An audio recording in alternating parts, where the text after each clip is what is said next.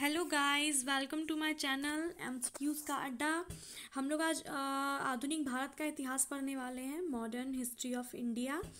ये one liner पढ़ेंगे हम लोग, वन लाइनर क्वेश्चंस टाइप है।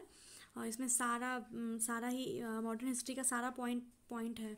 तो चलिए हम लोग स्टार्ट करते हैं इसको। और ये आपके आने वाले जो भी एग्ज़ाम्स हैं उनके लिए बहुत इंपॉर्टेंट है, हर एग्ज़ाम के लिए इम्पॉर्टेंट है। तो ध्यान से पढ़िए और बताइएगा आपको ये वीडियो कैसा लगा है। चलिए स्टार्ट करते हैं हम लोग। ओके। व्यापार के उद्देश्य से पुर्तगाली ईस्ट इंडिया कंपनी की स्थापना कब की गई थी? तो ये 1498 ईस्वी में की गई थी। आपको पता है वास्को डी गामा जो है, ये वास्को डी गामा भारत आए थे 1498 में। ये व्यापार के उद्देश्य से ही आए थे और तभी पुर्तगाली ईस्ट इंडिया कंपनी की स्थापना की गई थी। नेक्स्ट देखते हैं, भारत आने वाला प्रथम पुर्तगाली यात्री कौन था जिसने अपनी यात्रा में भारत और यूरोप के बीच नए समुद्री मार्ग की खोज की? तो ये वास्को डी गामा थे, भारत आने वाले पहले पुर्तगाली। वास्को डी गामा सर्वप्रथम कब तथा किस भारतीय बंदरगाह पर पहुंचे थे? तो वास्को डी गामा 20 मई 1498 को कालीकट बंदरगाह पर आए थे, जहां राजा जमोरिन ने उनका स्वागत किया था। नेक्स्ट है वास्को डी गामा किस मार्ग से भारत आया था? तो वास्को डी गामा जो है वो केप ऑफ गुड होप द्वारा ये भारत आए थे, इधर से आए थे, ये ऐसे समुद्री मार्ग होकर यहाँ कालीकट तट पे पहुंचे थे। ओके। वास्को डी गामा के नेतृत्व में पुर्तगालियों ने अपनी प्रथम व्यापारिक कोठी कब तथा कहाँ स्थापित की थी? तो ये 1503 ईस्वी में कोचीन में इन्होंने पहली कोठी स्थापित की थी।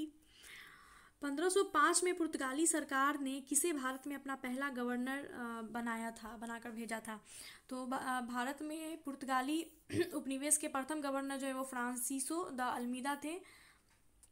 ये 1505 में वायसराय बनकर आए थे और इन्होंने ही ब्लू वाटर की नीति लाई थी। फ्रांसिसो द अल्मीदा ब्लू वाटर नीति लाई थी इन्होंने।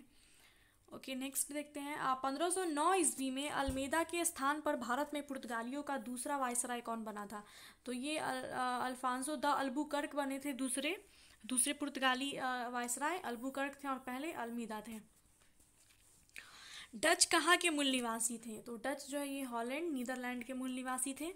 भारत आने वाला प्रथम डच यात्री कौन था और वह कब तथा किस मार्ग से भारत आया था? तो पहले जो प्रथम डच यात्री थे वो हत्समान थे, कार्नेलिस डी हत्समान, और ये 1596 ईस्वी में भारत आए थे। आशा का अंतरोप यानी केप ऑफ गुड होप, उसी रास्ते से ये भी आए थे, ये समुद्र के रास्ते से।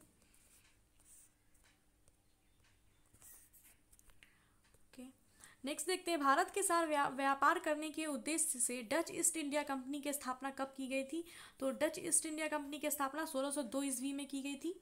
डचों ने भारत में अपनी पहली व्यापारिक कोठी कब तथा कहाँ स्थापित की थी? तो डचों ने अपनी व्यापारिक कोठी पहली जो है वो 1605 ईस्वी में मसूलीपट्टनम में स्थापित की थी। भारत में डचों का अंतिम रूप से पतन किनके साथ तथा किस युद्ध में पराजित होने से हुआ? तो डचों का अंतिम रूप से पतन जो 1759 ईस्वी में हुआ था, अंग्रेजों द्वारा बेदरा के युद्ध में अंग्रेजों ने डचों को हराया था 1759 में, और ये पराजित कर दिया था इनको।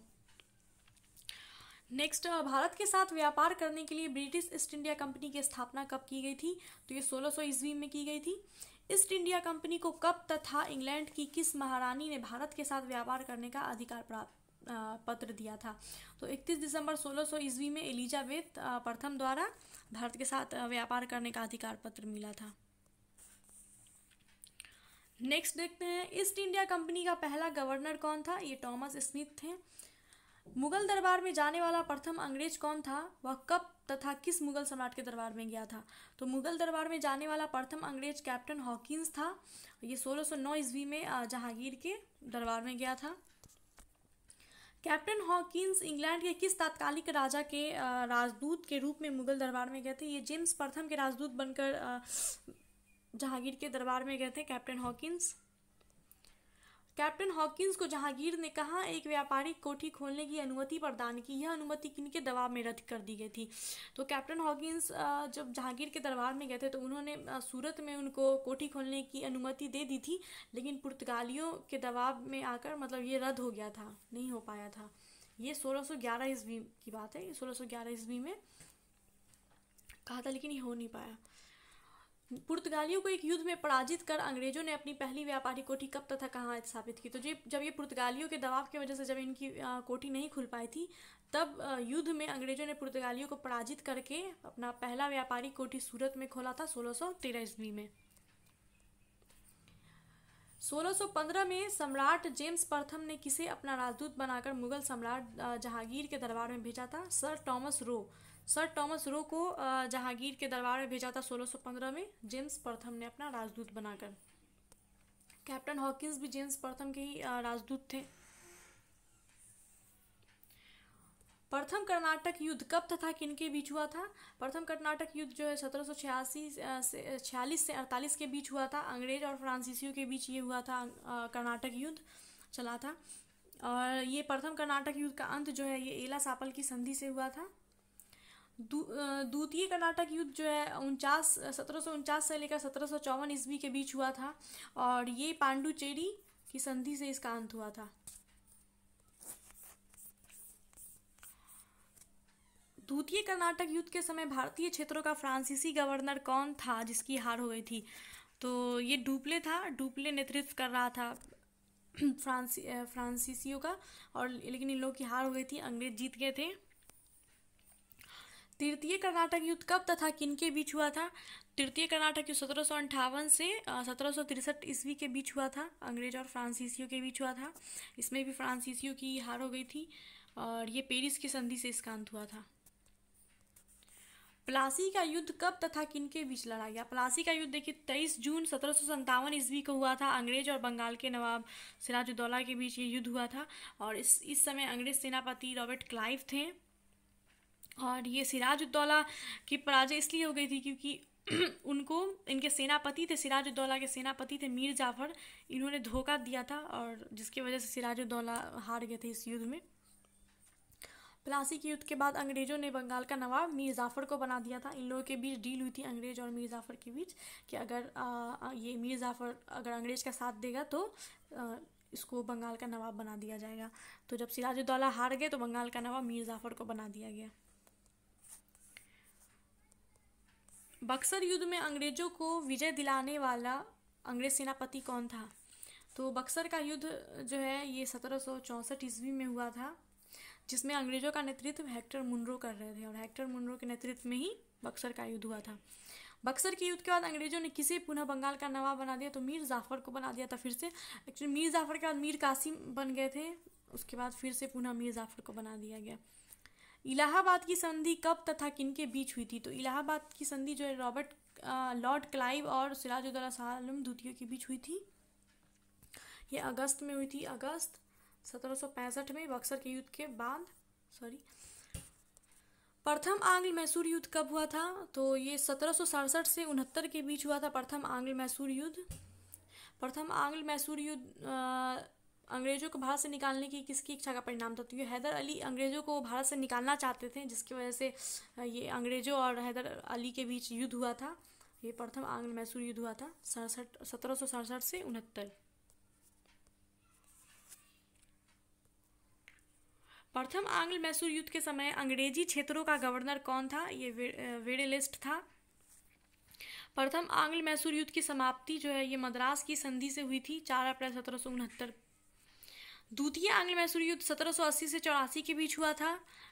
ये हुआ था कि अंग्रेजों ने जो संधि हुआ था, मद्रास की संधि जो हुई थी प्रथम आंग्ल मैसूर युद्ध के टाइम पे, उसका उल्लंघन किया था, जिसकी वजह से फिर से इन लोगों के बीच युद्ध हो गया था। तो द्वितीय आंग्ल मैसूर युद्ध का कारण यही था। और इस समय अंग्रेजी गवर्नर वॉरेन हेस्टिंग्स थे। प्रथम आंग्ल मैसूर युद्ध में वेडेलिस्ट थे, और द्वितीय में वॉरेन हेस्टिंग्स थे। द्वितीय आंग्ल मैसूर युद्ध के दौरान हैदर अली की मृत्यु के बाद उसका पुत्र उत्तराधिकारी बना था टीपू सुल्तान।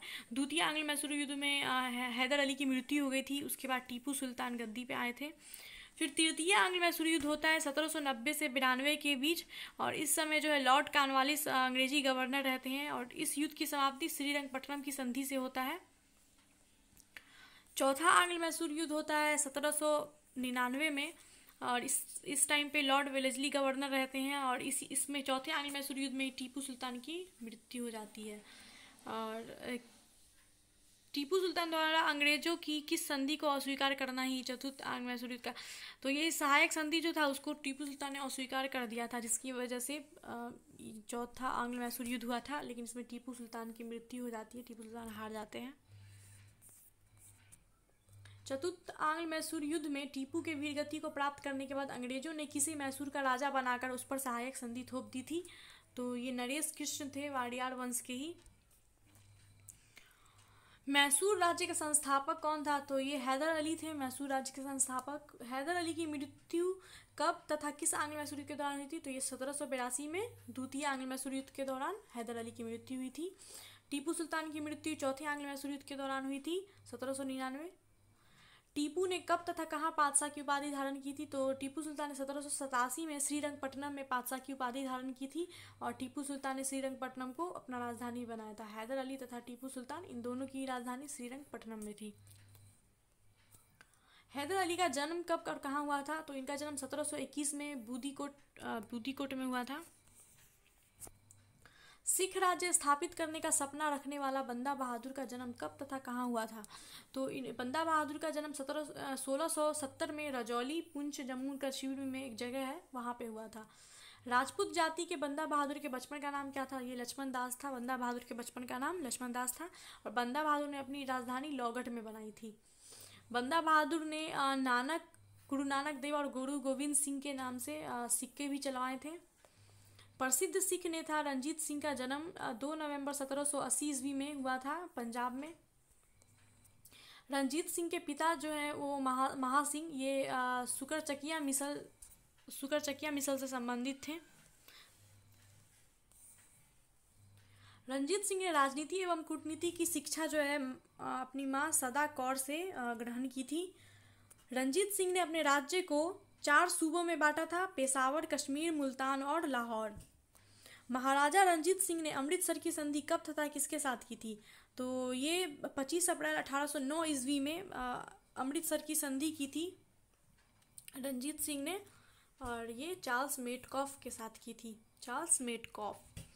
रंजीत सिंह की मृत्यु कब हो जाती है, ये 7 जून 1839 ईस्वी में रंजीत सिंह की मृत्यु हो जाती है। उसके बाद इनका उत्तराधिकारी इनका पुत्र खड़क सिंह बनता है। प्रथम आंग्ल सिख युद्ध कब होता है, तो 1845 से 46 के बीच प्रथम आंग्ल सिख युद्ध होता है और इस टाइम अंग्रेजी गवर्नर लॉर्ड हार्डिंग रहते हैं। प्रथम आंग्ल सिख युद्ध के बाद सिखों तथा अंग्रेजों के बीच पहली संधि कब और कहाँ हुई थी, तो प्रथम आंग्ल सिख युद्ध जो हुआ था उसकी संधि 9 मार्च 1886 ईस्वी में लाहौर में होती है। द्वितीय आंग्ल सिख युद्ध कब होता है, तो ये 48 से 49 के बीच होता है द्वितीय आंग्ल सिख युद्ध, और इस टाइम पे अंग्रेजी गवर्नर लॉर्ड डलहौजी रहते हैं। द्वितीय आंग्ल सिख युद्ध के समय पंजाब का महाराजा दिलीप सिंह रहता है। द्वितीय आंग्ल सिख युद्ध की पहली लड़ाई 13 जनवरी 1849 ईस्वी को शेर सिंह व कमांडर गफ के बीच होता है। ईस्ट इंडिया कंपनी के अधीन बंगाल का पहला गवर्नर रॉबर्ट क्लाइव बनता है। ईस्ट इंडिया कंपनी के अधीन बंगाल का पहला governor Robert Clive. East India company के बंगाल का अंतिम गवर्नर वॉरेन हेस्टिंग्स अंतिम गवर्नर रहते हैं।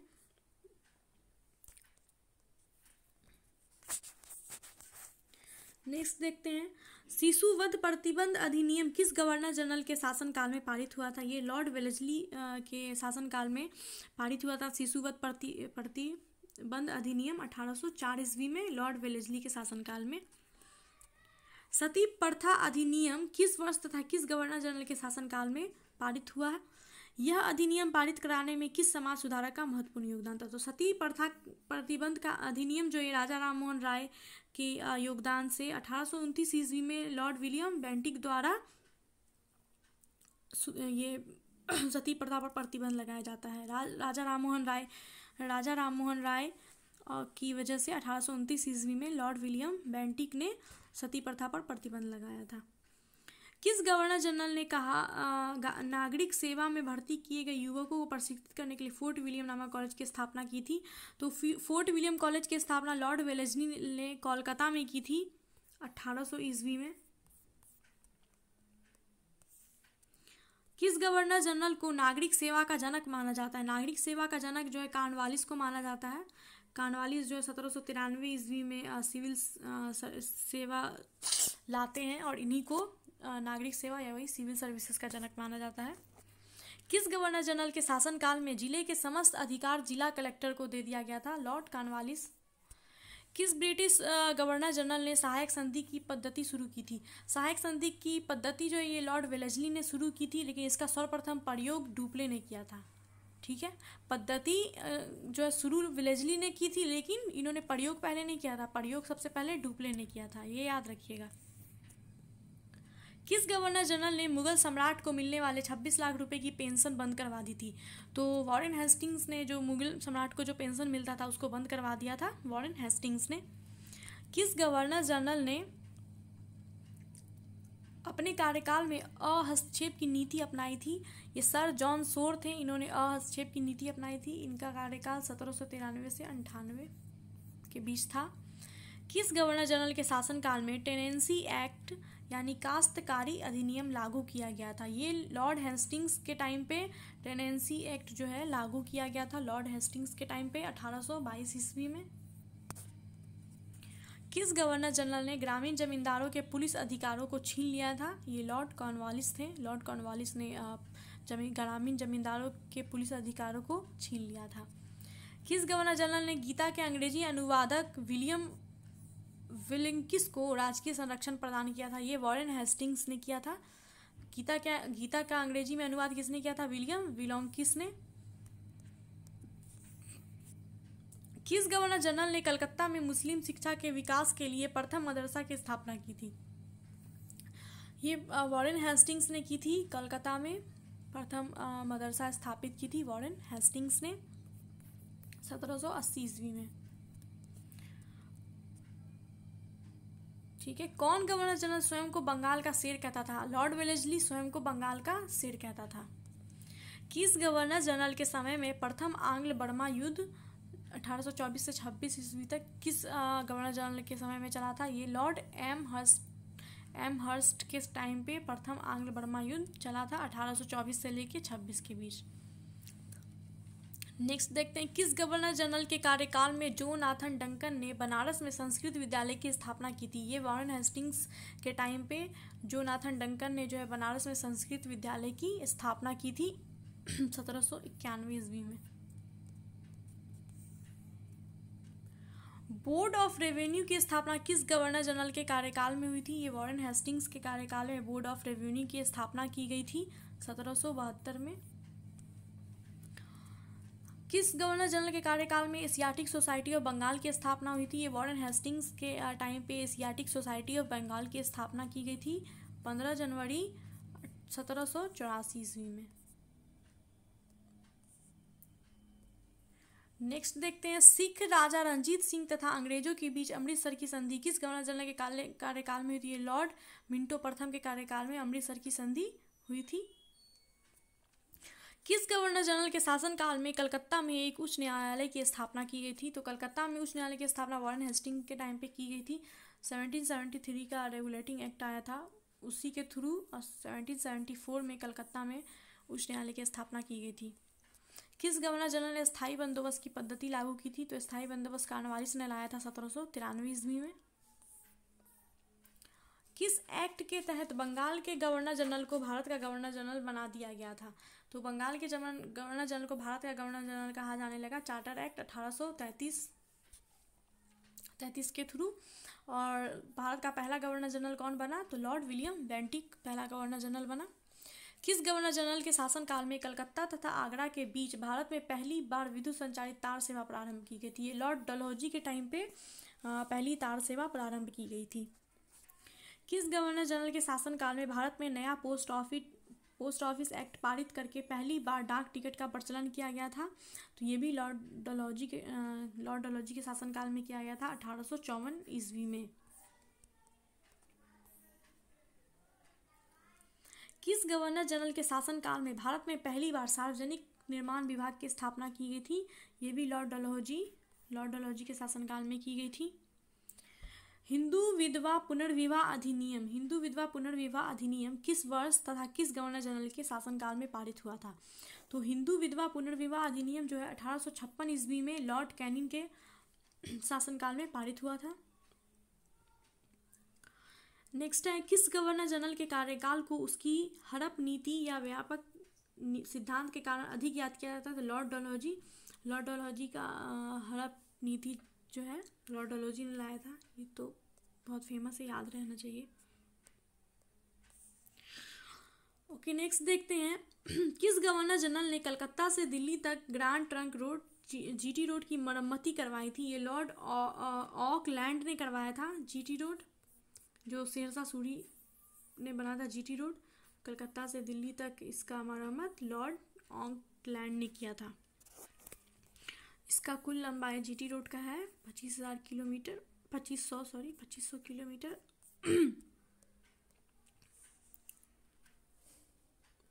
नेक्स्ट देखते हैं, किस गवर्नर जनरल के शासनकाल में भारतीय नागरिक सेवा के पहली बार प्रतियोगिता परीक्षा शुरू की गई थी? डलहौजी के टाइम पे शुरू की गई थी पहली बार प्रतियोगिता परीक्षा। किस गवर्नर जनरल को भारत में रेलवे का जनक कहा जाता है, क्योंकि इसके कार्यकाल में भारत में पहली बार रेलगाड़ी चलाई गई थी? तो डलहौजी, ये भी डलहौजी के ही शासनकाल में पहली बार रेलवे चलाया गया था 1853 ईस्वी में। नेक्स्ट देखते हैं, नरबली प्रथा पर प्रतिबंध लगाने वाला गवर्नर जनरल कौन था? तो ये लॉर्ड हार्डिंग था। नरबली प्रथा पर प्रतिबंध सबसे पहले लॉर्ड हार्डिंग ने लगाया था।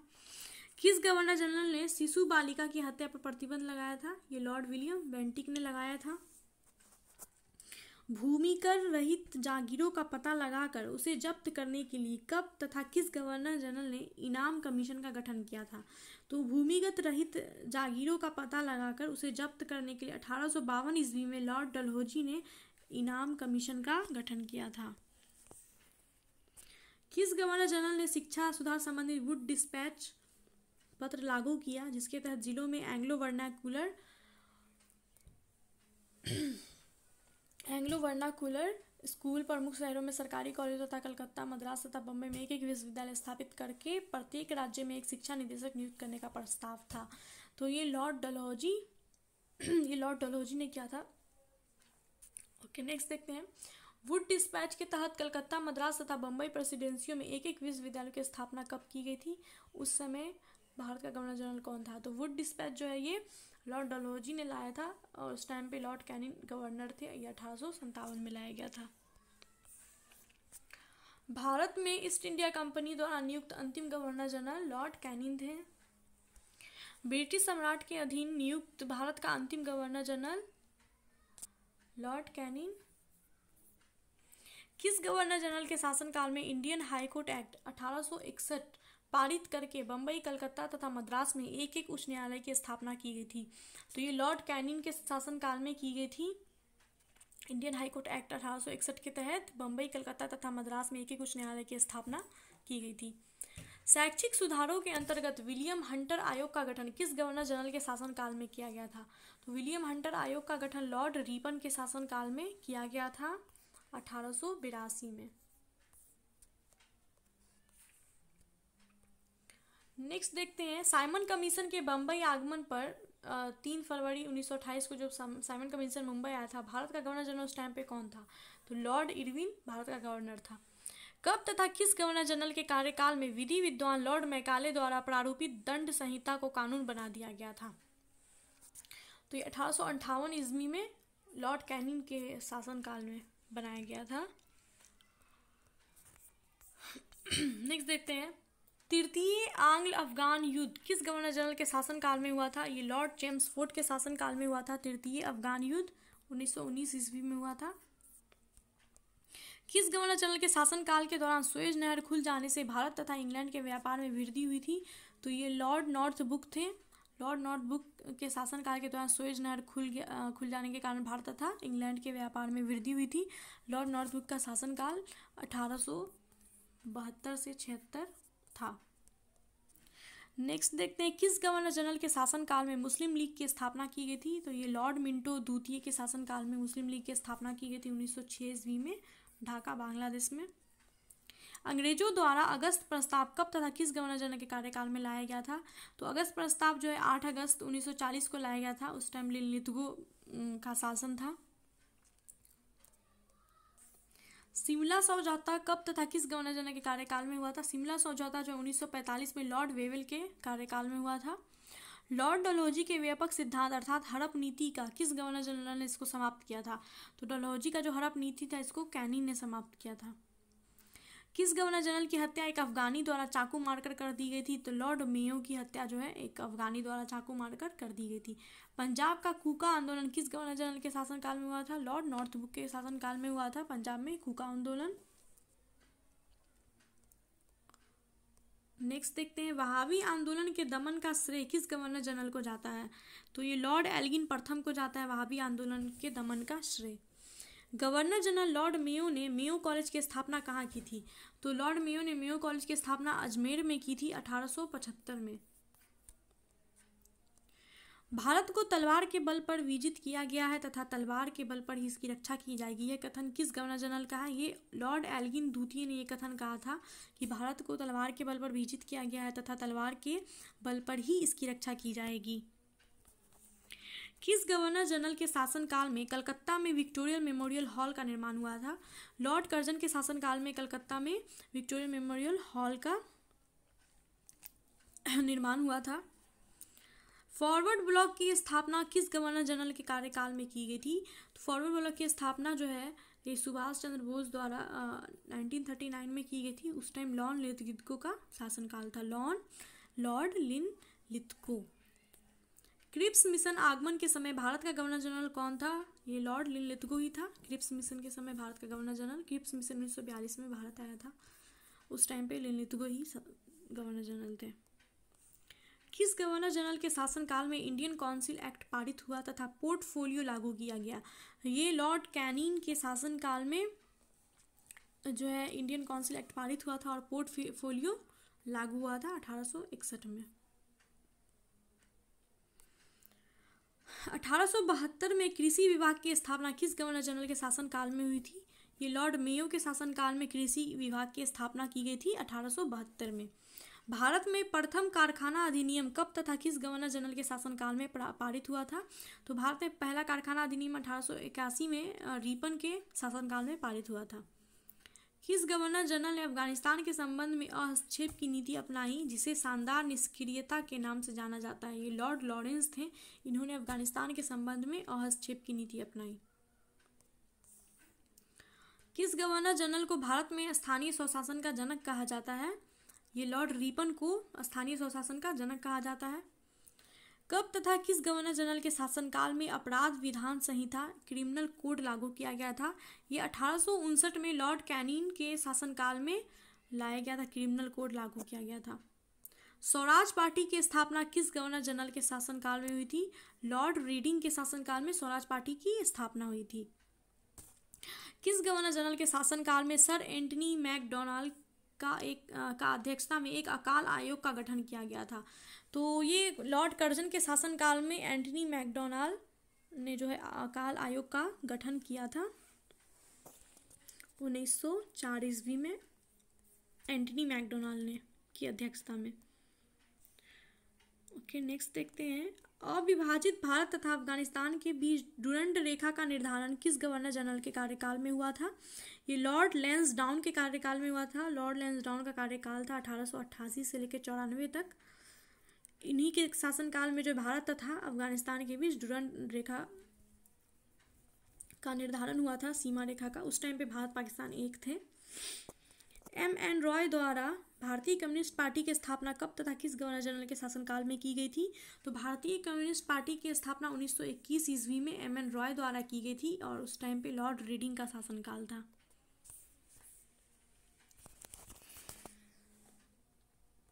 किस गवर्नर जनरल के शासनकाल में प्राचीन स्मारक अधिनियम 1904 ईस्वी के तहत भारतीय पुरातत्व विभाग की स्थापना की गई थी?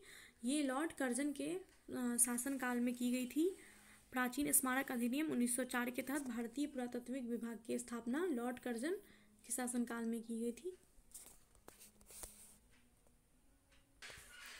खिलाफत आंदोलन तथा गांधी जी का असहयोग आंदोलन खिलाफत आंदोलन तथा गांधी जी ने जो असहयोग आंदोलन चला था किस गवर्नर जनरल के शासनकाल में हुआ था? ये लॉर्ड चेम्सफोर्ड के शासनकाल में हुआ था।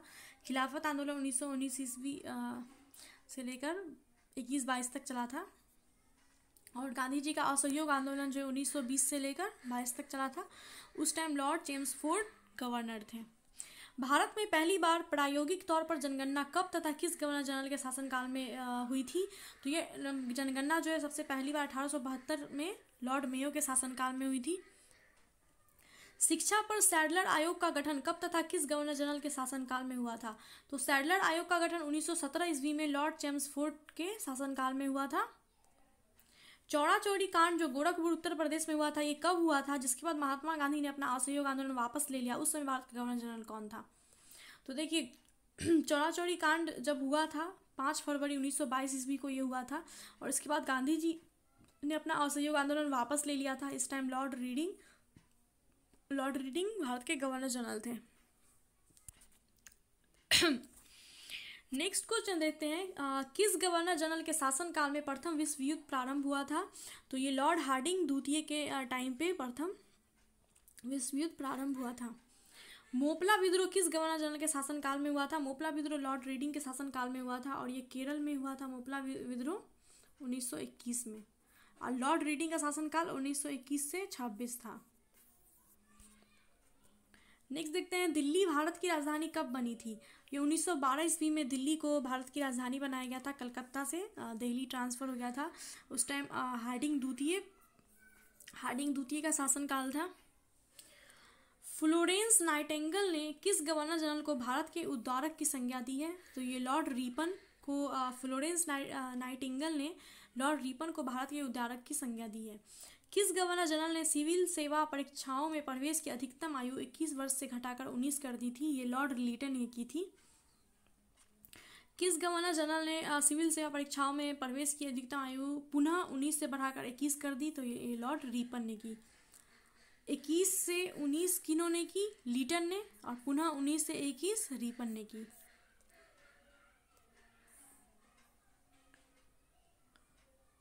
नेक्स्ट देखते हैं, गांधी जी तथा अंबेडकर के बीच पूना समझौता कब तथा किस गवर्नर जनरल के शासनकाल में हुआ था? तो पूना समझौता जो है पूना पैक्ट गांधी जी और अंबेडकर के बीच हुआ था। ये 24 सितंबर 1932 ईस्वी में, उस टाइम लॉर्ड वेलिंगटन का शासन था। लॉर्ड वेलिंगटन के शासनकाल में हुआ था।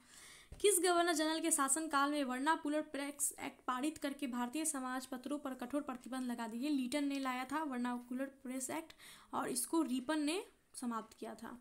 वर्नाकुलर प्रेस एक्ट का समर्थन करने वाला एकमात्र समाचार पत्र था पायनियर ही एक समाचार पत्र था जो उसका समर्थन कर रहा था। किस गवर्नर जनरल ने वर्नाकुलर प्रेस एक्ट को समाप्त करा था? ये रिपन ने कहा था। वर्नाकुलर प्रेस एक्ट लिटन ने लाया, रिपन ने समाप्त किया। ठीक है, लिटन ने लाया, रिपन ने समाप्त किया, याद रखिएगा।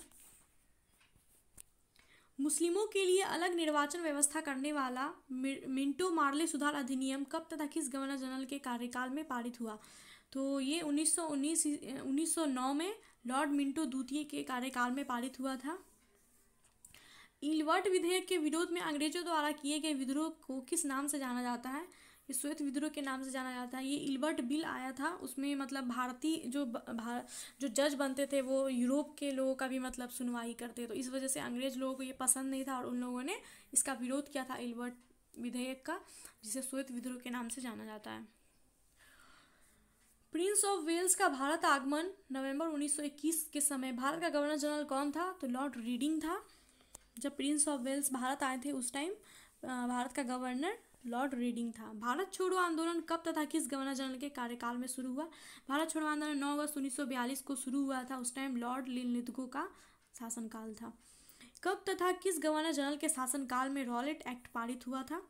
रॉलेट एक्ट आपको पता है 1919 ईस्वी में पारित हुआ था। उस टाइम लॉर्ड चेम्सफोर्ड का शासनकाल था। रॉलेट एक्ट के विरोध में प्रदर्शन के दौरान जालियांवाला बाग हत्याकांड की स्थिति को हुआ, उस समय भारत का गवर्नर जनरल कौन था? तो रॉलेट एक्ट जो है इसको काला कानून भी कहा जाता है। इस एक्ट को मतलब इस एक्ट के तहत संदेह के अनुसार भी किसी को भी गिरफ्तार किया जा सकता था, जिसकी वजह से इसको काला कानून कहा जाता था। और इसका विरोध किया गया था जहाँ जालियांवाला बाग हत्याकांड हुआ था, इसी के विरोध प्रदर्शन के दौरान। उस टाइम पे भी भारत का लॉर्ड चेम्सफोर्ड भारत के गवर्नर थे। ये जालियांवाला बाग हत्याकांड 13 अप्रैल 1919 ईस्वी को हुआ था। नेक्स्ट देखते हैं, द्वितीय विश्व युद्ध किस गवर्नर जनरल के कार्यकाल में शुरू हुआ था? तो ये लॉर्ड लिनलिथगो के कार्यकाल में द्वितीय विश्व युद्ध 1939 से लेकर 45 तक। लाला लाजपत राय की मृत्यु के विरोध में भारतीय क्रांतिकारियों द्वारा दिल्ली के असेंबली हॉल पर बम किस वर्ष फेंका गया था? उसमें भारत का गवर्नर जनरल कौन था? तो दिल्ली के असेंबली पर हॉल में बम फेंका गया था 1929 ईस्वी में। उस टाइम लॉर्ड इरविन भारत के गवर्नर जनरल थे।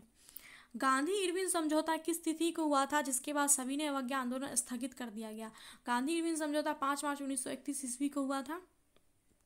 इसके बाद सविनय अवज्ञा आंदोलन को स्थगित कर दिया गया। किस गवर्नर जनरल के शासनकाल में गांधी जी के द्वारा सविनय अवज्ञा आंदोलन प्रारंभ किया गया था?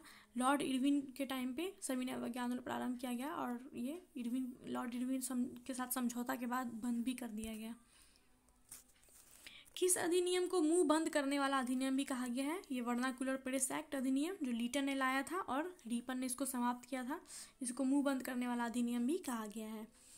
रैमजे मैकडोनाल्ड द्वारा विवादास्पद सांप्रदायिक पंचाट की घोषणा कब की गई थी? उस समय भारत का गवर्नर जनरल कौन था? तो ये सांप्रदायिक पंचाट की घोषणा 16 अगस्त 1932 ईस्वी को की गई थी। उस टाइम लॉर्ड वेलिंगटन भारत के गवर्नर जनरल थे। ये सांप्रदायिक पंचाट जो है रैमजे मैकडोनाल्ड द्वारा इसकी घोषणा की गई थी। मुस्लिम लीग द्वारा पहली बार पाकिस्तान की मांग कब तथा किस गवर्नर जनरल के कार्यकाल में की गई? तो मुस्लिम लीग ने पहली बार पाकिस्तान की मांग 1940 ईस्वी में की थी। लॉर्ड लिनलिथगो का शासनकाल था तब। किस तिथि को भारतीय स्वतंत्रता विधेयक ब्रिटिश संसद में पेश किया गया था? उस समय ब्रिटेन का प्रधानमंत्री तथा भारत का गवर्नर जनरल कौन था? तो भारतीय स्वतंत्रता विधेयक जो ये 4 जुलाई को पेश किया गया था, 4 जुलाई 1947 को पेश किया गया था ब्रिटेन के इटली द्वारा। ये ब्रिटेन के प्रधानमंत्री थे और उस टाइम लॉर्ड माउंटबेटन भारत के गवर्नर जनरल थे। और ये भारतीय स्वतंत्रता विधेयक जो ये 4 जुलाई 1947 को पेश किया गया था और ये 18 जुलाई 1947 को पारित कर दिया गया था। ठीक है।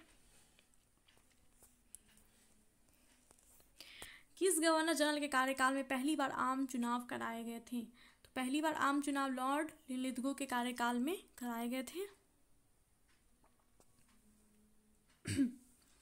नेक्स्ट देखते हैं, स्वतंत्र भारत का प्रथम गवर्नर जनरल कौन था? लॉर्ड माउंटबेटन था प्रथम गवर्नर जनरल। कैबिनेट मिशन कब तथा किस गवर्नर जनरल के शासनकाल में आया? कैबिनेट मिशन 1946 में आया था, लॉर्ड वेविल का शासनकाल था। स्वतंत्र भारत के प्रथम तथा अंतिम भारतीय गवर्नर जनरल बोल रहा है, प्रथम तथा अंतिम चक्रवर्ती राजगोपालाचारी।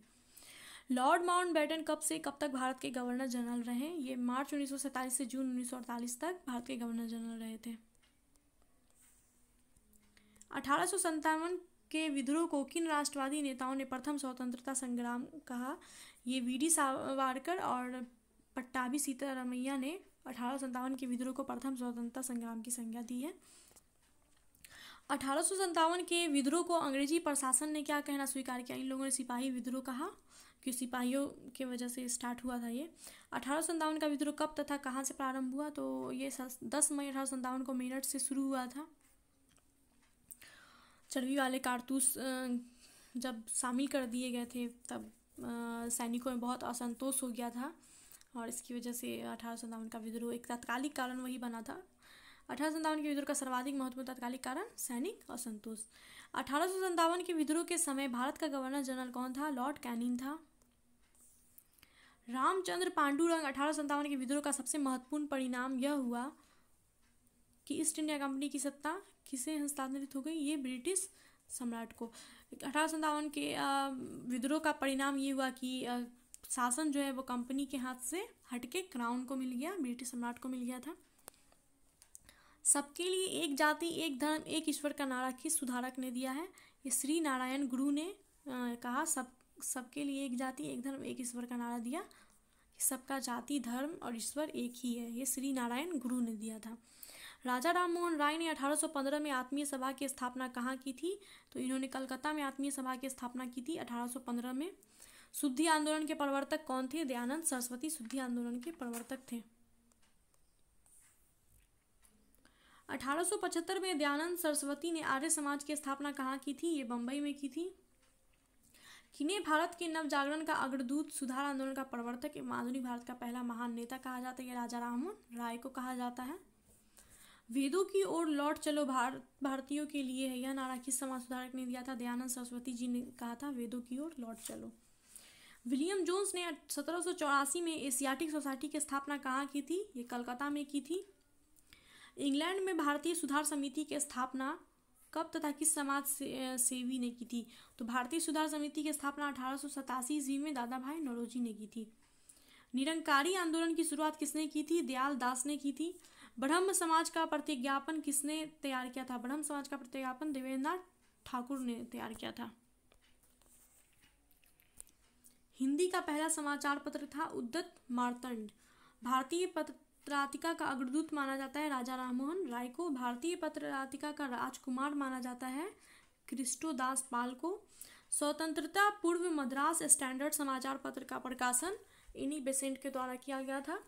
भारतीय राष्ट्रीय कांग्रेस की स्थापना 28 दिसंबर 1885 ईस्वी में बम्बई में गोकुलदास तेजपाल विद्यालय में की गई थी। भारतीय राष्ट्रीय कांग्रेस की स्थापना के समय भारत का गवर्नर जनरल डफरिन था और इसकी स्थापना ए.ओ. ह्यूम ने की थी। भारतीय राष्ट्रीय कांग्रेस के प्रथम अध्यक्ष विमलचंद बनर्जी थे। W.C. बनर्जी पहले अध्यक्ष बने थे। भारतीय राष्ट्रीय कांग्रेस के प्रथम महासचिव महामंत्री ए.ओ. ह्यूम थे। भारतीय राष्ट्रीय कांग्रेस के संस्थापक भी यही थे, महासचिव भी यही थे। भारतीय राष्ट्रीय कांग्रेस के दूसरे तथा पहले गैर हिंदू अध्यक्ष बने थे दादा भाई नौरोजी। ये 1886 में कलकत्ता अधिवेशन में, पहला अधिवेशन मुंबई में हुआ था। 1947 में भारतीय राष्ट्रीय कांग्रेस का विशेष अधिवेशन कहाँ और किसके सभापतित्व में हुआ था? ये दिल्ली में हुआ था। डॉक्टर राजेंद्र प्रसाद अध्यक्ष बने थे। कांग्रेस के अंदर ही फॉरवर्ड ब्लॉक नामक एक नए गुट की स्थापना कब तथा किसने की थी? तो ये 1 मई 1949 सुभाष चंद्र बोस द्वारा फॉरवर्ड ब्लॉक की स्थापना की गई थी। भारतीय राष्ट्रीय कांग्रेस के प्रथम मुस्लिम अध्यक्ष बदरुद्दीन तैयब जी बने थे। प्रथम मुस्लिम अध्यक्ष ये तीसरे अधिवेशन में बने थे 1887 में जो हुआ था मद्रास अधिवेशन, उसी में बदरुद्दीन तैयब जी अध्यक्ष बने थे। प्रथम भारतीय मुस्लिम अध्यक्ष यही थे। भारतीय राष्ट्रीय कांग्रेस के प्रथम विदेशी या अंग्रेज अध्यक्ष जॉर्ज यूले थे। भारतीय राष्ट्रीय कांग्रेस की प्रथम महिला अध्यक्ष एनी बेसेंट थी और प्रथम भारतीय महिला अध्यक्ष सरोजिनी नायडू थी। एनी बेसेंट बनी थी 1917 में कलकत्ता अधिवेशन में और सरोजिनी नायडू 1925 के कानपुर अधिवेशन में अध्यक्ष बनी थी। किसी कांग्रेस अध्यक्ष द्वारा स्वराज शब्द का प्रयोग तथा स्वराज की मांग प्रथम बार किस अधिवेशन में की गई थी? तो स्वराज की मांग जो है, स्वराज शब्द का जो प्रयोग है कलकत्ता अधिवेशन 1906 में दादा भाई नौरोजी की अध्यक्षता में की गई थी और यहीं पे स्वराज शब्द का प्रयोग किया गया था। भारतीय राष्ट्रीय कांग्रेस के संविधान का निर्माण किस अधिवेशन में हुआ था? उस समय इसके अध्यक्ष कौन थे? भारतीय राष्ट्रीय कांग्रेस के संविधान का निर्माण जो है मद्रास अधिवेशन 1894 में हुआ था। उस टाइम इसके अध्यक्ष अल्फ्रेड वेव थे। पहली बार वंदे मातरम किस कांग्रेस अधिवेशन में तथा किनके द्वारा गाया गया था? तो पहली बार वंदे मातरम जो है कलकत्ता अधिवेशन 1896 में जो है बंकिम चंद्र चटर्जी द्वारा गाया गया था और इसकी अध्यक्षता जो है रहीम तुल्ला ने की थी।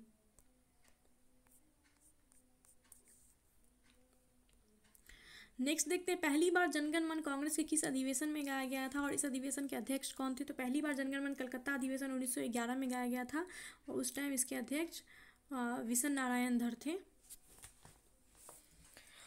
किस कांग्रेस अधिवेशन में कांग्रेस का प्रथम विभाजन गरम दल और नरम दल में हुआ था और इसकी अध्यक्षता किसने की थी? ये सूरत अधिवेशन 1907 में प्रथम विभाजन हुआ था कांग्रेस का गरम दल और नरम दल में और इसकी अध्यक्षता रास बिहारी बोस कर रहे थे। 1907 में कांग्रेस का विभाजन किस आंदोलन को चलाने के तरीके को लेकर हुआ था? ये स्वदेशी आंदोलन की वजह से इन लोगों का विभाजन हुआ था कांग्रेस का गरम दल और नरम दल में। किस कांग्रेस अधिवेशन के दौरान कांग्रेस के नरम दल और गरम दल के बीच साथ ही कांग्रेस और मुस्लिम लीग के बीच समझौता हो गया था? तो लखनऊ अधिवेशन 1916 जो हुआ था इसमें जो ये विभाजन हो गया था सूरत अधिवेशन में नरम दल और गरम दल में इन लोगों का समझौता हो गया तथा और मुस्लिम लीग का भी समझौता हो गया था लखनऊ अधिवेशन 1916 में और इसकी अध्यक्षता अंबिका चरण मजूमदार कर रहे थे। सबसे कम उम्र में कांग्रेस अध्यक्ष कौन बने थे? वह पहली बार किस कांग्रेस अधिवेशन में अध्यक्ष बने थे? अबुल कलाम आज़ाद जो है सबसे कम उम्र में कांग्रेस के अध्यक्ष बने थे। ये पहली बार बने थे दिल्ली अधिवेशन 1923 ईस्वी में अध्यक्ष बने थे। किस ईस्वी से ब्रिटिश सरकार का रुख कांग्रेस के प्रति कठोर होता चला गया था? तो 1887। कांग्रेस का पहला अधिवेशन जो गांव में हुआ, ये फैजपुरा में एक जगह है फैजपुर। कांग्रेस का पहला गांव का अधिवेशन यहीं पे हुआ था, फैजपुर पूना में, 1937 में।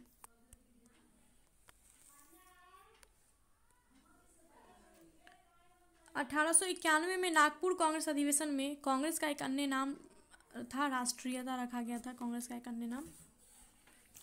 किस कांग्रेस अधिवेशन में एक राष्ट्रीय योजना समिति का गठन किया गया था? यह समिति किसकी अध्यक्षता में की गई थी? तो राष्ट्रीय योजना समिति का गठन जो हरिपुरा अधिवेशन 1938 में हुआ था, जिसकी अध्यक्षता सुभाष चंद्र बोस कर रहे थे, उसकी अध्यक्षता में राष्ट्रीय योजना समिति का गठन जो है ये कांग्रेस। देखिए समिति किन की अध्यक्षता में गठित की गई थी? ये जो राष्ट्रीय योजना समिति है ये जवाहरलाल नेहरू की अध्यक्षता में गठित की गई थी। राष्ट्रीय योजना समिति जवाहरलाल नेहरू की अध्यक्षता में गठित की गई थी।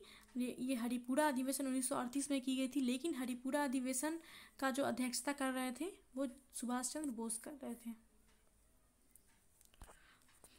भारत छोड़ो आंदोलन 1942 के समय भारतीय राष्ट्रीय कांग्रेस के अध्यक्ष कौन थे? अबुल कलाम आज़ाद थे। अबुल कलाम आज़ाद 1940 से लेकर 46 तक लगातार 6 वर्षों तक भारतीय राष्ट्रीय कांग्रेस के अध्यक्ष थे।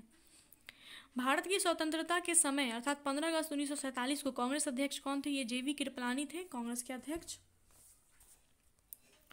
महात्मा गांधी ने कितनी बार कांग्रेस अधिवेशन की अध्यक्षता की? तो महात्मा गांधी ने एक ही बार कांग्रेस अधिवेशन की अध्यक्षता की थी, वो 1924 में बेलगांव अधिवेशन में की थी। महात्मा गांधी ने जिस कांग्रेस अधिवेशन की अध्यक्षता की थी वह अधिवेशन कब तथा कहाँ हुआ था? 1924 में बेलगांव में, जो कर्नाटक में है बेलगांव, वहाँ पे किया था अध्यक्षता। गांधी जी एक ही बार कांग्रेस के अध्यक्ष बने थे, इम्पॉर्टेंट है 1924 का बेलगांव अधिवेशन। कांग्रेस के किस अधिवेशन में हिंदी को सर्वप्रथम राष्ट्रभाषा के रूप में प्रस्तुत किया गया था? ये बेलगांव अधिवेशन जो 1924 में हुआ था, महात्मा गांधी ने जिसकी अध्यक्षता की थी, उसी में हिंदी को सर्वप्रथम राष्ट्रभाषा के रूप में प्रस्तुत किया गया था।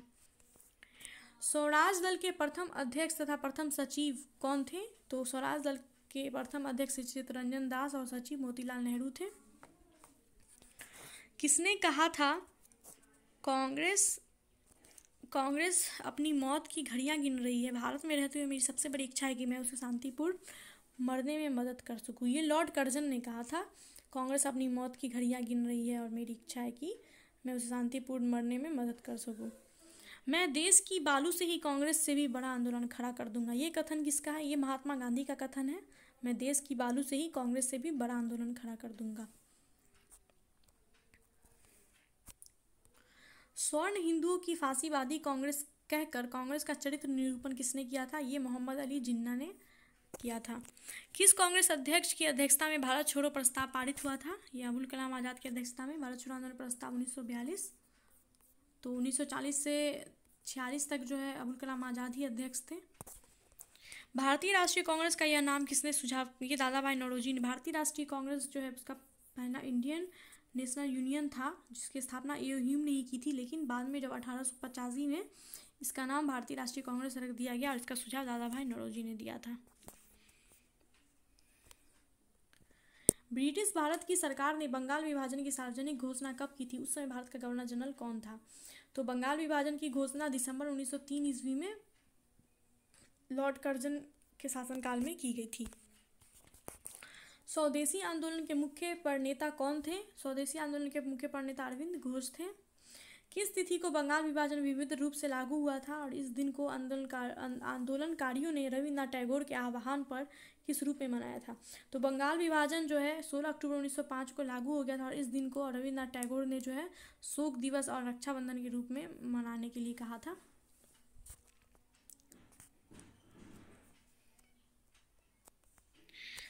व्यापक जन दबाव में किस ईस्वी में ब्रिटिश सरकार द्वारा बंगाल विभाजन को रद्द कर दिया गया? उस समय भारत का गवर्नर जनरल कौन था?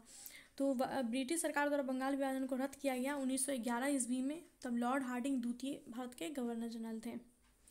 मुस्लिम लीग की स्थापना कब, कहाँ और किस संस्था के अधिवेशन में की गई? तो मुस्लिम लीग की स्थापना 30 दिसंबर 1906 में और ढाका बांग्लादेश में की गई थी। मोहम्मदन एजुकेशन कॉन्फ्रेंस संस्था के द्वारा की गई। मुस्लिम लीग ने अपने किस अधिवेशन में सर्वप्रथम मुसलमानों के लिए पृथक निर्वाचन मंडल की मांग की थी? तो मुस्लिम लीग ने सर्वप्रथम अमृतसर अधिवेशन 1908 में मुसलमानों के लिए अलग से निर्वाचन मंडल की मांग की। बांटो और छोड़ो का नारा मुस्लिम लीग ने अपने किस अधिवेशन में दिया था? तो ये कराची अधिवेशन 1943 में मुस्लिम लीग ने बांटो और छोड़ो का नारा दिया था। मुस्लिम लीग ने कांग्रेस शासन से मुक्ति दिवस किस तिथि को मनाया था? ये 22 दिसंबर 1939 ईस्वी में मुस्लिम लीग ने कांग्रेस शासन से मुक्ति दिवस मनाया था। मुस्लिम लीग ने मुक्ति दिवस मनाया था 22 दिसंबर 1939। मुस्लिम लीग ने किस तिथि को पाकिस्तान दिवस के रूप में मनाया था? तो ये 27 मार्च 1947 को पाकिस्तान दिवस मनाया था मुस्लिम लीग ने। होम रूल लीग प्रथम की स्थापना कब, कहाँ तथा किसने की थी? तो होम रूल लीग जो था, इस प्रथम स्थापना इसकी 28 अप्रैल 1916 ईस्वी में बेलगांव में बाल गंगाधर तिलक ने की। होम रूल लीग द्वितीय की स्थापना एनी बेसेंट ने किया 1916 ईस्वी में अटियार में। श्रीमती एनी बेसेंट के होम रूल लीग में शामिल होने वाले प्रमुख कांग्रेसी नेता जवाहरलाल नेहरू थे। कब तथा किस सरकारी घोषणा से प्रभावित होकर एनी बेसेंट ने होम रूल लीग को समाप्त करने की घोषणा की थी? ये 20 अगस्त 1917 को मॉन्टेग्यू घोषणा से प्रभावित होकर एनी बेसेंट ने होम रूल लीग को समाप्त करने की घोषणा की थी। चंपारण के किसान किन प्रथाओं का लंबे समय से विरोध कर रहे थे?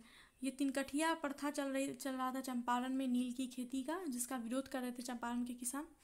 गांधी जी द्वारा तिनकठिया प्रथा तथा सरवेसी के विरुद्ध शुरू किए गए सत्याग्रह के प्रमुख सहयोगी नेता कौन थे? राजेंद्र प्रसाद जेवी कृपलानी थे।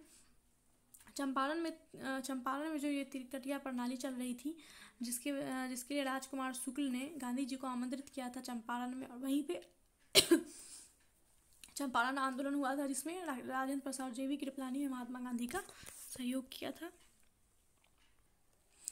चंपारण के किसान किन प्रथाओं का लंबे समय से विरोध कर रहे थे? तिनकठिया प्रथा का। ये 1917 में चंपारण आंदोलन हुआ था, जिसमें राजकुमार शुक्ल ने गांधी जी को आमंत्रित किया था। ये नील की खेती के लिए तिनकठिया प्रथा चल रही थी अंग्रेजों द्वारा, जिसकी वजह से किसान बहुत परेशान थे। तो राजकुमार शुक्ल ने गांधी जी को आमंत्रित किया था और गांधी जी ने चंपारण आंदोलन चलाया था। तो उनका सहयोग राजेंद्र प्रसाद और जेबी कृपलानी ने किया था। गांधी जी के चंपारण सत्याग्रह का पहला प्रमुख परिणाम ये हुआ कि तिनकठिया प्रथा की समाप्ति हो गई थी। ये गांधी जी का भारत में पहला सत्याग्रह था जो सफल हुआ था। पहला सत्याग्रह था गांधी जी का ये। रॉलेट एक्ट, जिसके अनुसार किसी भी व्यक्ति को संदेह के आधार पर गिरफ्तार कर अनिश्चित काल तक जेल में रखा जा सकता था, ये कब लागू हुआ था? 19 मार्च 1919 ईस्वी में लागू हुआ था। ये संदेह के आधार पर जो है किसी को भी गिरफ्तार कर लिया जा सकता था, इसलिए इसको काला कानून कहा गया है। रॉलेट एक्ट पारित होने पर किन नेताओं ने वायसराय की कानून बनाने वाली संस्था धारा सभा की सदस्यता से इस्तीफा दे दिया था? तो ये मोहम्मद अली जिन्ना, मदन मोहन मालवीय, मजरूर हक ने इस्तीफा दे दिया था धारा सभा की सदस्यता से। और रविन्द्रनाथ टैगोर ने भी मतलब अपना जो उनको उपाधि दिया गया था वो मतलब वापस कर दिया था अंग्रेजों को। बहुत लोगों ने छोड़ दिया था, ये सब नाराज़ थे इस रॉलेट एक्ट से। रॉलेट एक्ट का विरोध कर रहे पंजाब के किन नेताओं को 10 अप्रैल 1919 ईस्वी को अमृतसर में गिरफ्तार कर लिया गया था? तो ये सत्यपाल और किचलू को जो है ये लोग विरोध कर रहे थे रॉलेट एक्ट का, तो इस दौरान उनको गिरफ्तार कर लिया गया था। और इसके विरोध में, डॉक्टर सत्यपाल और किचलू की गिरफ्तारी के विरोध में जो है एक आम सभा बुलाई गई थी जालियांवाला बाग में, जहां जनरल ओडायर ने जो है अंधाधुंध गोली चला दी थी। इसी को जालियांवाला बाग हत्याकांड कहा जाता है। 13 अप्रैल 1919 को हुआ था ये। 13 अप्रैल 1919 को पंजाब राज्य के अमृतसर में स्थित जालियांवाला बाग में गोली चलाने का आदेश देने वाला अमृतसर में सेना का कमांडर कौन था? ये जनरल ओडायर था। जालियांवाला बाग हत्याकांड की जांच के लिए कब तथा किसके नेतृत्व में एक 8 सदस्यों वाली समिति गठित की गई थी? तो ये 19 अक्टूबर 1919 में लॉर्ड हंटर के नेतृत्व में एक समिति गठित की गई थी। जालियांवाला बाग हत्याकांड की जांच के लिए गठित हंटर कमेटी में 3 भारतीय सदस्य भी थे, चीमन लाल सीतलवाड़, सुल्तान अहमद और जगत नारायण। खिलाफत आंदोलन की शुरुआत तथा सबसे पहले खिलाफत कमेटी का गठन कब तथा कहाँ किनके द्वारा चलाया गया? तो खिलाफत आंदोलन की शुरुआत जो 19 मार्च 1919 ईस्वी को कमेटी गठित की गई थी सबसे पहले मुंबई में, ये अली बंधु द्वारा की गई थी। और किस तिथि को पूरे देश में जो है खिलाफत दिवस मनाया गया था? तो 19 अक्टूबर 1919 को पूरे देश में खिलाफत दिवस मनाया गया था। गांधी जी का असहयोग आंदोलन किस तिथि को शुरू हुआ? तो 1 अगस्त 1920 ईस्वी को असहयोग आंदोलन शुरू हुआ था। जालियांवाला बाग हत्याकांड और खिलाफत आंदोलन के असफलता के बाद मतलब गांधी जी ने असहयोग आंदोलन चलाया था, जो 1 अगस्त 1920 ईस्वी को प्रारंभ हुआ था। असहयोग आंदोलन में गांधी जी ने एक नारा दिया था, 1 वर्ष में स्वराज का नारा दिया था गांधी जी ने असहयोग आंदोलन में। असहयोग आंदोलन में सबसे पहले गिरफ्तार होने वाले नेता कौन थे? ये मोहम्मद अली जिन्ना थे। चौरा चौरी हत्याकांड के बाद कब तथा कहाँ हुई आपातकालीन बैठक में असहयोग आंदोलन को समाप्त करने का निर्णय लिया गया? तो चौरा चौरी हत्याकांड जो 12 फरवरी 1922 ईस्वी को बारदोली सूरत में हुआ था, उसके बाद गांधी जी ने मतलब अपना असहयोग आंदोलन वापस ले लिया था। असहयोग आंदोलन के दौरान गिरफ्तारी के बाद कब तथा किस कारण गांधी जी को रिहा कर दिया गया? तो ये 5 फरवरी 1924 जब चौरा चौरी हत्याकांड हुआ था तो गांधी जी और बहुत सारे नेता को गिरफ्तार कर लिया गया था। उसके बाद गांधी जी को रिहा किया गया था स्वास्थ्य संबंधी, मतलब वो बीमार पड़ गए थे जेल में, इसकी वजह से उनको फिर रिहा कर दिया गया था। साइमन कमीशन भारत कब पहुंचा था? साइमन कमीशन 3 फरवरी 1928 को भारत आया था। साइमन कमीशन के विरोध में नारा लगाया गया था, साइमन कमीशन वापस जाओ। साइमन कमीशन का विरोध भारतीय इसलिए कर रहे थे क्योंकि इसमें एक भी भारतीय नहीं था, इसलिए विरोध किया जा रहा था साइमन कमीशन गो बैक का। साइमन कमीशन की रिपोर्ट कब प्रकाशित हुई थी? 27 मई 1930 ईस्वी को साइमन कमीशन की रिपोर्ट प्रकाशित हुई। नेहरू समिति द्वारा संविधान की रूपरेखा तैयार करने के लिए अगस्त 1928 में कहाँ सभी दलों का एक सम्मेलन बुलाया गया था? इसकी अध्यक्षता किसने की थी? तो नेहरू समिति द्वारा संविधान की रूपरेखा तैयार करने के लिए अगस्त 1908 में लखनऊ में एक सम्मेलन बुलाया गया था। इसकी अध्यक्षता मोतीलाल नेहरू ने की थी। नेहरू समिति मोतीलाल नेहरू ने अध्यक्षता की थी, ना कि जवाहरलाल नेहरू ने। नेहरू देख के बहुत लोग जो नहीं पढ़े होते हैं वो ऑप्शन में अगर जवाहरलाल ने तो जवाहरलाल मार देते हैं, जिन्होंने पढ़ा है उनको पता है नेहरू समिति की अध्यक्षता मोतीलाल नेहरू ने की थी। नेहरू समिति की रिपोर्ट कब प्रकाशित हुई तथा इतिहास में किस नाम से प्रसिद्ध हुई? तो ये जुलाई 1928 में प्रकाशित हुई, नेहरू रिपोर्ट के नाम से ये प्रसिद्ध हुई थी। किस तिथि को तथा अपने कितने चुने हुए अनुयायियों के साथ गांधी जी ने साबरमती आश्रम से दांडी यात्रा शुरू की थी? तो ये गांधी जी ने 12 मार्च 1930 ईस्वी को अपने अनुयायियों के साथ साबरमती आश्रम से दांडी मार्च की शुरुआत की थी। 24 दिनों की यात्रा के बाद गांधी जी 5 अप्रैल 1930 ईस्वी को दांडी पहुंचे थे। साबरमती से चलना शुरू किया था, 24 दिन के बाद दांडी पहुंचे थे। 12 मार्च 1930 से चलना शुरू किया और 5 अप्रैल 1930 को पहुंचे थे, 24 दिन के बाद।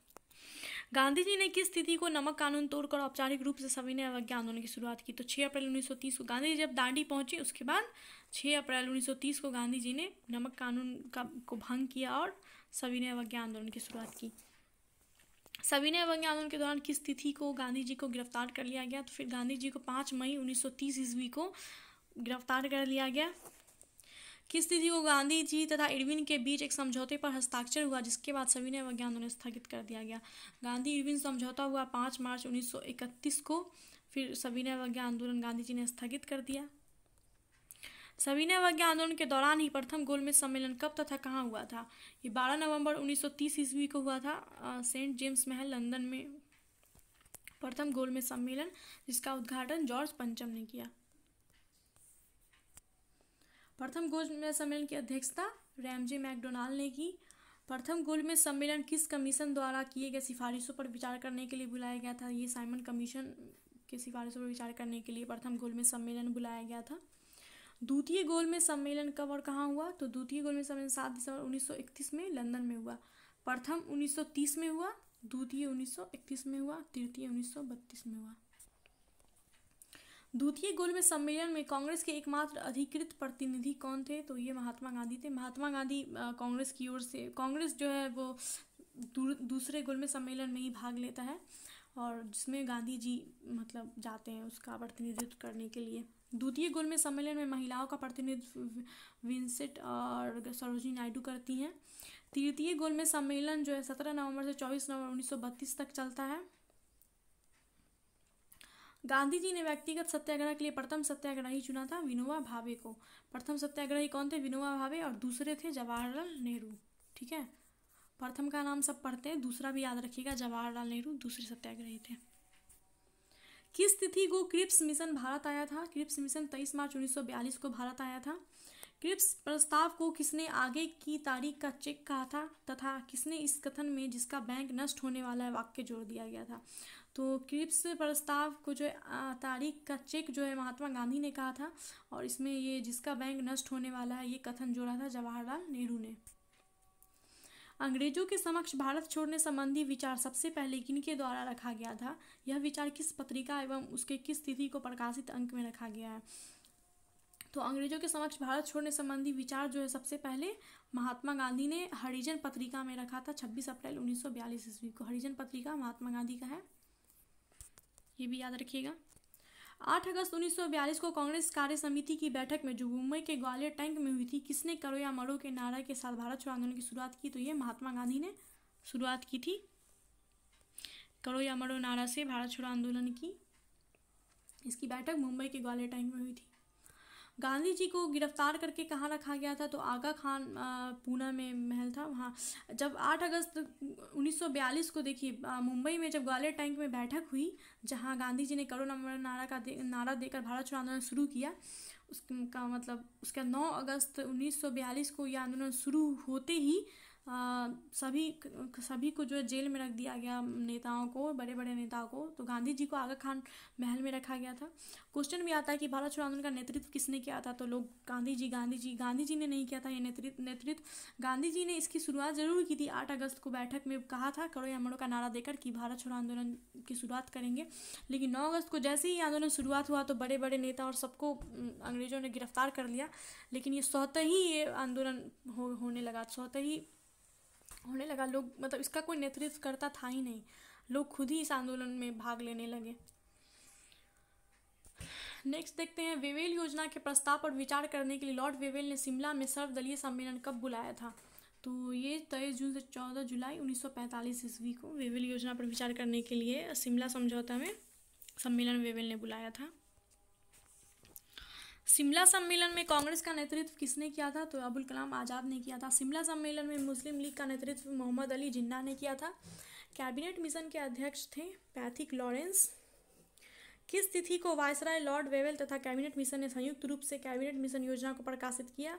तो ये 16 मई 1946 को लॉर्ड वेवेल तथा कैबिनेट मिशन ने संयुक्त रूप से कैबिनेट मिशन योजना को प्रकाशित किया था 1946 में।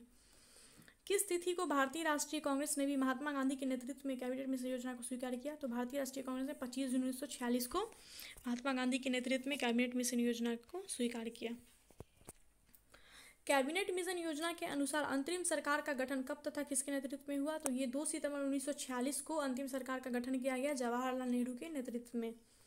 भारत आकर सभी दलों के व्यापक विचार विमर्श करने के बाद किस तिथि को लॉर्ड माउंटबेटन ने भारत विभाजन की योजना रखी? तो ये 3 जून 1947 को लॉर्ड माउंटबेटन ने भारत विभाजन की योजना रखी। और इसका सर्वाधिक विरोध महात्मा गांधी विभाजन के विरुद्ध थे, वो नहीं चाहते थे कि विभाजन हो। माउंटबेटन योजना के आधार पर भारतीय स्वतंत्रता विधेयक किस तिथि को ब्रिटिश संसद में प्रस्तुत किया गया? इस विधेयक की किस तिथि को स्वीकृति मिली? तो मैंने इससे पहले भी बताया 4 जुलाई 1947 को ये ब्रिटेन के प्रधानमंत्री इटली ने इसमें रखा, और ये 18 जुलाई 1947 को पारित हो, इसको स्वीकृति मिली। 4 जुलाई को पेश किया गया और 18 जुलाई को स्वीकृति मिल गई थी। भारतीय स्वतंत्रता विधेयक 1947 पारित होने के बाद किस तिथि को भारत को स्वतंत्रता मिली? 15 अगस्त 1947 को स्वतंत्रता मिली। मुस्लिम लीग द्वारा पहली बार पाकिस्तान की मांग कब तथा किस गवर्नर जनरल के शासनकाल में की गई थी? 1940 में लॉर्ड लिथगो के शासनकाल में की गई थी। स्वदेशी आंदोलन के दौरान रविन्द्रनाथ टैगोर द्वारा लिखा गया प्रसिद्ध गीत जो बाद में बांग्लादेश का राष्ट्रीय गीत बन गया है, वो क्या था? आमार सोनार बांग्ला। रॉलेट एक्ट पारित होने के समय भारत का गवर्नर जनरल कौन था? लॉर्ड चेम्सफोर्ड था। जालियांवाला बाग हत्याकांड के समय पंजाब के लेफ्टिनेंट गवर्नर थे सर माइकल डायर, यही डायर था जालियांवाला बाग हत्याकांड। जालियांवाला बाग हत्याकांड की जांच के लिए गठित हंटर कमेटी ने अपनी रिपोर्ट कब दी थी? तो ये मार्च 1920 में अपनी रिपोर्ट दी और ये प्रकाशित हुई मई 1920 में। किस कानून को बिना अपील, बिना वकील तथा बिना दलील वाला कानून कहा गया? रॉलेट एक्ट को काला कानून भी कहा गया और बिना अपील, बिना वकील और बिना दलील वाला कानून भी कहा गया है। किसने गांधी जी के दांडी यात्रा की तुलना नेपोलियन की पेरिस यात्रा से की है? सुभाष चंद्र बोस ने गांधी जी के दांडी यात्रा की तुलना नेपोलियन के पेरिस यात्रा से की है। असहयोग आंदोलन से असहमत किन कांग्रेस नेताओं ने कांग्रेस से इस्तीफा दे दिया था? तो मोहम्मद अली जिन्ना, एनी बेसेंट, विपिन चंद्रपाल, इन लोगों ने असहयोग आंदोलन जब गांधी जी ने वापस लिया था, ये लोग नहीं चाहते थे कि वापस हो, जिसकी वजह से फिर इन लोगों ने इस्तीफा दे दिया था, जिनमें मोहम्मद अली जिन्ना, एनी बेसेंट, विपिन चंद्रपाल थे। किस कानून को काला कानून कहकर बुलाया गया है? रॉलेट एक्ट को। किस आंदोलन के दौरान बच्चों ने वानर सेना का गठन किया था? सविनय अवज्ञा आंदोलन के दौरान। खान अब्दुल गफ्फार खान द्वारा सविनय अवज्ञा आंदोलन के दौरान शुरू किया गया आंदोलन किस नाम से प्रसिद्ध हुआ था? लाल कुर्ती आंदोलन। खान अब्दुल गफ्फार खान ने सविनय अवज्ञा आंदोलन के दौरान लाल कुर्ती आंदोलन शुरू किया था। भारतीय इतिहास में जालियांवाला बाग हत्याकांड का दिन किस रूप में याद किया जाता है? काला दिवस के रूप में याद किया जाता है। गांधी जी के दांडी यात्रा में उनके प्रमुख सहयोगी थे सरोजनी नायडू, नेली सेन और सरदार पटेल। गांधी इरविन समझौते को इतिहास में किस नाम से जाना जाता है? दिल्ली पैक्ट के नाम से जाना जाता है। द्वितीय गोलमेज सम्मेलन की असफलता के बाद गांधी जी द्वारा किस तिथि को दोबारा सविनय अवज्ञा आंदोलन शुरू किया गया? तो 3 जनवरी 1932 को दोबारा से सविनय अवज्ञा आंदोलन शुरू किया गया। भारत में किस तिथि को गणतंत्र की स्थापना हुई? 26 जनवरी 1950। भारत की स्वतंत्रता प्राप्ति के समय ब्रिटेन के प्रधानमंत्री कौन थे? इटली थे। साइमन कमीशन वापस जाओ का नारा लाला लाजपत राय ने लगाया था। मेरे शरीर पर लाठी का एक एक प्रहार अंग्रेजी शासन के ताबूत की कील साबित है, कथन किसका था? लाला लाजपत राय का। साइमन कमीशन के विरोध में लाला लाजपत राय ने साइमन कमीशन वापस जाओ का नारा लगा रहे थे, तो उस टाइम उन पे लाठी चार्ज किया गया था, बहुत मारा गया था, उसकी वजह से उनकी मृत्यु भी हो गई थी। गांधी मर सकते हैं पर गांधीवादी नहीं, ये कथन किसका है? महात्मा गांधी का ये कथन है कि गांधी तो मर सकता है लेकिन गांधीवादी कभी नहीं मर सकते, ये महात्मा गांधी का कथन है। स्वतंत्रता आंदोलन के दौरान पहला ऐसा आंदोलन जो नेतृत्वहीनता के बाद भी उत्कर्ष हुआ, तो ये भारत छोड़ो आंदोलन। मैंने बताया कि इसका कोई नेतृत्व करता नहीं था, ये स्वतः ही आंदोलन ये उत्कर्ष हो गया था, भारत छोड़ो आंदोलन 1942। किसने कहा था विदेशी शासन से अपने देश को मुक्त कराने के लिए अब हमें खुला विद्रोह करना होगा? ये जवाहरलाल नेहरू ने कहा था। खुदीराम बोस को किस तिथि को फांसी दी गई थी? फांसी पर चढ़ते समय उनकी उम्र मात्र कितने वर्ष थी? तो खुदीराम बोस को 11 अगस्त 1908 को फांसी दी गई थी, उस वक्त उनकी उम्र 18 वर्ष थी। आज़ाद हिंद फौज की स्थापना का विचार सर्वप्रथम किस क्रांतिकारी के मन में आया था? तो ये कैप्टन मोहन सिंह के मन में आया था आज़ाद हिंद फौज की स्थापना का विचार, और इसकी स्थापना सुभाष चंद्र बोस ने की थी। सुभाष चंद्र बोस ने दिल्ली चलो का नारा कब और कहाँ दिया था? 2 जुलाई 1943 में सुभाष चंद्र बोस ने दिल्ली चलो का नारा दिया था सिंगापुर में। सुभाष चंद्र बोस ने सिंगापुर में आज़ाद हिंद फौज के सर्वोच्च सेनापति वे कब बनाए गए? तो अक्टूबर 1943 में सुभाष चंद्र बोस को आज़ाद हिंद फौज के सर्वोच्च सेनापति बनाए गए थे। किस तिथि को, जिसे अभी तक प्रमाणिक नहीं माना गया, सुभाष चंद्र बोस की टोक्यो से फार्मूला द्वीप जलाते हुए हवाई दुर्घटना मृत्यु? 18 अगस्त 1945। 18 अगस्त 1945 को जो है ये हवाई दुर्घटना में सुभाष चंद्र बोस की मृत्यु हो गई थी। उनका शव तो नहीं मिला था लेकिन मृत्यु हो गई थी, वो मिल नहीं पाया था, लेकिन इसलिए यहाँ लिखा है कि प्रमाणिक नहीं पाया गया है क्योंकि प्रमाण मिला नहीं है। सबसे कम उम्र में फांसी पर चढ़ने वाले भारतीय क्रांतिकारी कौन थे? खुदीराम बोस थे। भारत के किस क्रांतिकारी संगठन ने अपनी स्थापना के समय क्रांति अमर रहे का नारा दिया था? तो हिंदुस्तान सोशलिस्ट रिपब्लिक एक क्रांतिकारी संगठन था, इन लोगों ने क्रांति अमर रहे का नारा दिया था। काकोड़ी लूट कांड में सरकारी खजाना लूटने का विचार किसका था? राम प्रसाद बिस्मिल का था काकोड़ी कांड। देश की स्वतंत्रता के लिए फांसी के तख्ते पर लटकने वाले संभवतः पहले भारतीय क्रांतिकारी मुसलमान कौन थे? तो अशफाकुल्लाह खान थे। तुम मुझे खून दो मैं तुम्हें आज़ादी दूंगा, ये किनका नारा था? ये सुभाष चंद्र बोस का था। तुम मुझे खून दो मैं तुम्हें आज़ादी दूंगा, यह उद्घोषणा सुभाष चंद्र बोस ने किस अवसर पर दिया था? तो आज़ाद हिंद सरकार के गठन पर कहा था सुभाष चंद्र बोस ने, तुम मुझे खून दो मैं तुम्हें आज़ादी दूंगा। इनकलाब जिंदाबाद का नारा भगत सिंह ने दिया था। शहीद आजम के नाम से किस क्रांतिकारी को जाना जाता है? भगत सिंह को जाना जाता है। भगत सिंह को फांसी देने वाला मुख्य न्यायाधीश का नाम था G.C. हिल्टन। स्वतंत्रता आंदोलन के दौरान किसने फ्री इंडियन लीजन नामक सेना बनाई थी? तो फ्री इंडियन लीजन नामक सेना जो है सुभाष चंद्र बोस ने बनाई थी। जय हिंद का नारा सुभाष चंद्र बोस ने दिया था।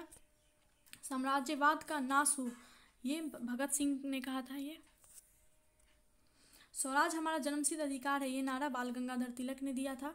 सरफरोशी की तमन्ना अब हमारे दिल में है, ये राम प्रसाद बिस्मिल ने दिया था। मदन लाल ढींगरा को गिरफ्तार करके किस तिथि को फांसी दे दी गई थी? तो ये 16 अगस्त 1919 को मदन लाल ढींगरा को फांसी दे दी गई थी। गदर पार्टी का प्रथम अध्यक्ष सोहन सिंह भाकना और इसके प्रथम मंत्री लाला हरदयाल थे और प्रथम कोषाध्यक्ष काशीराम को चुना गया था।